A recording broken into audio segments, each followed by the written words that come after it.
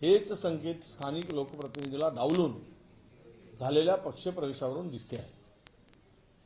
एक तर महाराष्ट्रामध्ये ज्या पद्धतीनं या पक्षाची वाटचाल सुरू आहे,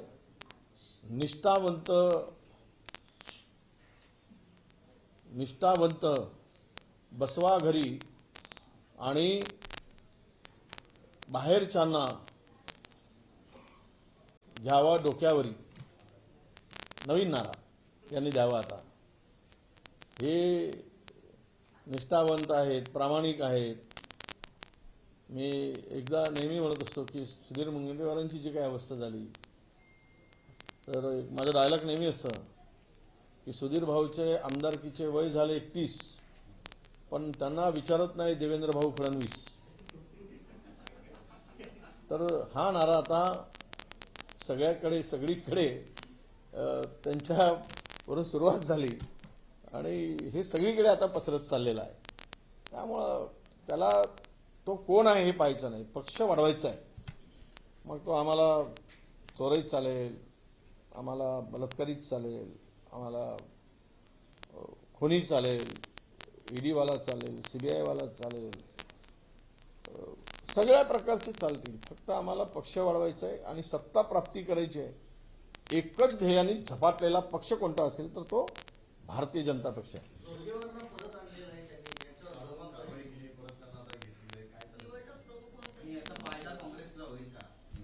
नाही, माझ्या माहितीप्रमाणे पहिल्यांदा त्यांच्याकडे जबाबदारी होती। मुंबई आपल्या चंद्रपूर महानगरपालिकेची निवडणूक प्रमुख म्हणून त्यांच्याकडे जबाबदारी असं मला माहिती आहे। मध्यंतरी काय झालं मला माहित नाही, पण पुन्हा दिली असेल तर भारतीय जनता पक्षामध्ये जोरगेवारांचा विश्वास ढळला आणि पुन्हा विश्वास दाखवला। ढळला आणि दाखवला यातलं जे काही अंतर आहे, मधातली गॅप, तर ती नक्कीच कार्यकर्त्यांना आनंद देणारी राहील, त्यांच्या आणि आमच्याही, असं म्हणायला हरकत नाही। हां, सुधीर भाऊंसाठी सध्या दुःख आहे की आनंद आहे हे काही काळानंतर तुम्हाला मी सांगेन। आज घाई करू नका, त्यावर भाष्य करायची।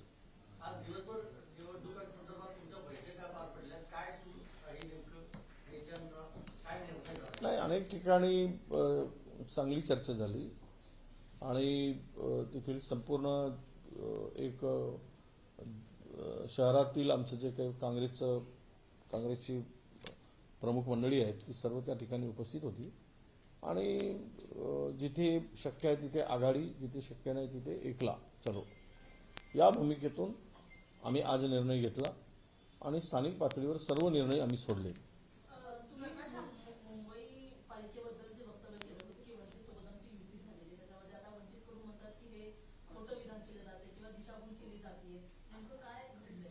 नाही, मी ते ऐकलं नाही, मी झाली नव्हतीच आमची, झाली असं काहीतरी दाखवलं असेल, पण चर्चा सुरू होती त्यांची आमच्याबरोबरची आणि वंचितनी मुंबई आणि नागपूरमध्ये चर्चा युती करावी, आघाडी करावी वंचित आणि काँग्रेसची, हे प्रकाश आंबेडकरजींच्याकडूनचा निरोप असल्याची मला माहिती होती। त्यामुळे त्या भरोश्यावर मी म्हणालो की ही युती होण्याची शक्यता आहे।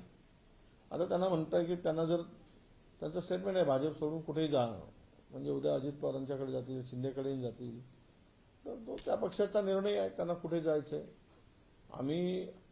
आमची भूमिका अशी होती की आमच्या आयडिओलॉजीशी मॅच होणारी जी काही मंडळी आहेत, जे काही पक्ष आहेत, त्यांच्याबरोबर आपण पुढे गेलं पाहिजे। त्यामध्ये वंचित हा सुद्धा आमच्या पुढे होता पर्याय, म्हणून आम्ही सुद्धा त्या संदर्भात सकारात्मक होतो आणि आघाड्याबाबत आम्ही आजही सकारात्मक आहोत। मनसे सोडून जर शरद पवार साहेब आणि उद्धवजी यांची युती होत असेल तर आज आम्हाला कुठेही अडचण नाही, कालही नव्हती, आजही नाही आणि उद्याही नसणार। पण नवीन आघाडीमध्ये आलेले घटक पाहून त्यातला आमच्या लोकांचं जे काही मत आहे, आमच्या नेत्यांचं जे काही मत आहे, शेवट पक्ष हा नेत्यांच्या कार्यकर्त्यांच्या भरोश्यावर चालतो, त्यांनाच काम करायचं आहे, त्यांच्या निवडणुका आहे, स्थानिक निवडणुका कार्यकर्त्यांनी, त्या कार्यकर्त्यांच्या भावना लक्षात घेऊन मुंबईमध्ये हा निर्णय झाला की आम्ही स्वतंत्र लढायचं किंवा शरद पवार साहेब असतील त्यांच्याबरोबर लढू किंवा वंचित येत असेल तर त्यांच्याही बरोबर, नाही आले तर आम्ही स्वतंत्र लढायचा आमचा निर्णय फायनल आहे. नाही, आता माझ्या माहितीप्रमाणे ती चर्चा काँग्रेसबरोबर झाल्याची अध्यक्ष महोदयांनी मला सांगितली, पण त्यांची चर्चा पुन्हा दुसऱ्याही कोणत्या पक्षाबरोबर चाललेली असावी अशी शक्यता आहे. ही चर्चा सुद्धा माझ्या कानावर आलेली आहे. होऊ शकते उद्या शिंदे सेनेबरोबर चर्चा करतात का, किंवा आमच्या शिंदे शिवसेनेबरोबर करतात, की राज ठाकरे आमच्या उद्धव ठाकरेंच्या बरोबर करतात, की अजित पवारांच्या बरोबर करतात. हे आज उद्यामध्ये स्पष्ट होईल. आता वेळ काय, परवाला सुट्टी आहे आणि त्यानंतर 2च दिवस नॉमिनेशनसाठी शिल्लक आहे. या सगळ्या परिस्थितीमध्ये 2 दिवसामध्ये सगळी परिस्थिती लक्षात येईल. प्रकाश आंबेडकर यांनी गंभीर वक्तव्य केलेलं आहे की काँग्रेसच्या बाबतीत मी अजूनही तोंड उघडलेलं नाही. जर तोंड उघडलं तर देशात पट्टा त्याचा बसू शकेल. नाही, यांनी यापूर्वीच बऱ्याचदा तोंड उघडलेलं आहे प्रकाश भाऊंनी. अजून काही नवीन असेल तर आता आमच्याकडे काय, तोंड उघडलं तर आम्ही ऐकून घेऊ त्यांचं. किमान आम्हाला कानावर तरी येतील त्यांच्या मुखातून काय निघतात. जे काही आम्हाला माहीत नाही त्याची माहिती तर होईल. त्यामुळे उगीच अशा पद्धतीचं वक्तव्य करण्यात मला वाटते स्वारस्य नाही. कारण आम्ही काही वंचितला विरोध केला अशातला कधीच नाही भाग नाही, किंवा वंचितच्या नेत्यावर काही बोललो असंही मला वाटत नाही. तरी ते तोंड उघडून आम्हाला धमकी देत असतील तर त्यांना लखलाभ आहे, त्यांना शुभेच्छा आहे. काँग्रेसचं पानिपत झालं असं देखील ते म्हणतात आणि कुठेतरी हिंदू मतदार आता काँग्रेस सोबत नाहीये आणि त्यामुळेच अशा पद्धतीची परिस्थिती काँग्रेसची झाली की पानिपतासारखी परिस्थिती आहे.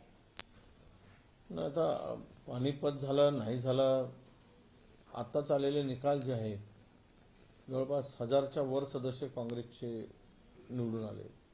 41 नगराध्यक्ष काँग्रेसच्या चिन्हावर आणि आघाडी आमच्या केलेल्या निवडून आले. यावरून तरी पानिपत कुणाचं झालं कुणाचं नाही झालं हे आकडेच सांगतात. त्यामुळे आम्हाला बोलण्याची गरज आहे असं मला वाटत नाही.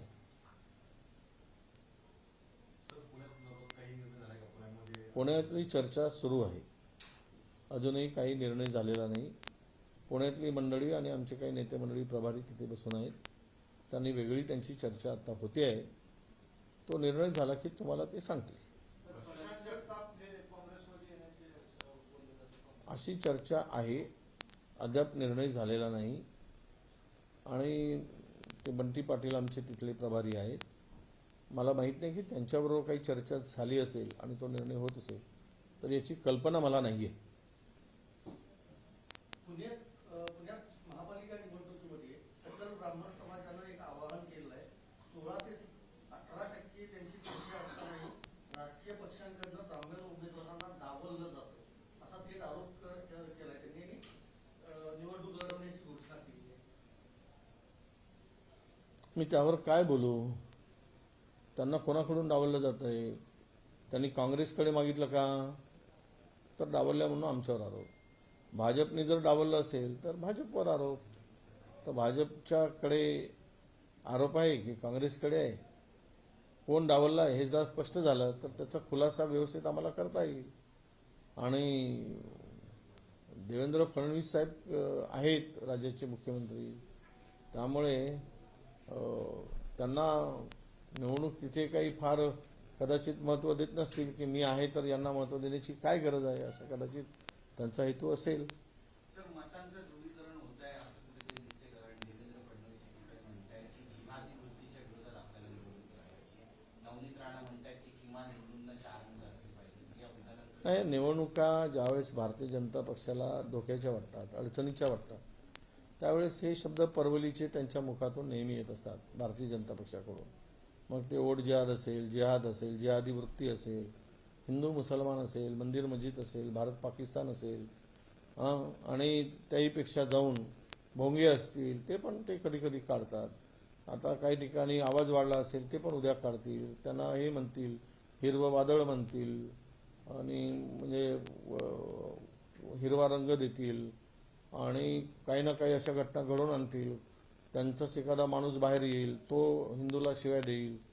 आणि असा माणसाला तयार केलं जाईल आणि त्यावरून मग रान पेटवलं जाईल की बघा हिंदूंना शिव्या दिल्यात, अशी माणसं तयार करतात. पेरोलवर काही माणसं अशी ठेवलेली आहेत, त्यांच्या मुखातून अशा प्रकारे शब्द वदवून घ्यायचे आणि मग त्यातून त्याला धार्मिक वळण द्यायचं आणि मताची पोळी शेकून मस्तपैकी पोट भरत राहायचं.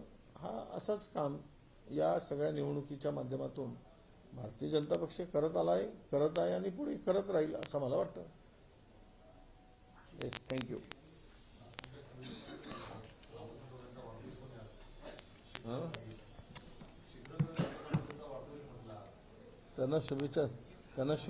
त्यांना शुभेच्छाचे हे सांगितलं आहे.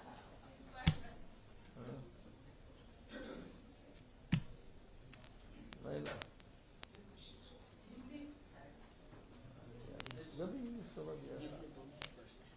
सगळं दिलं मी तुम्हाला.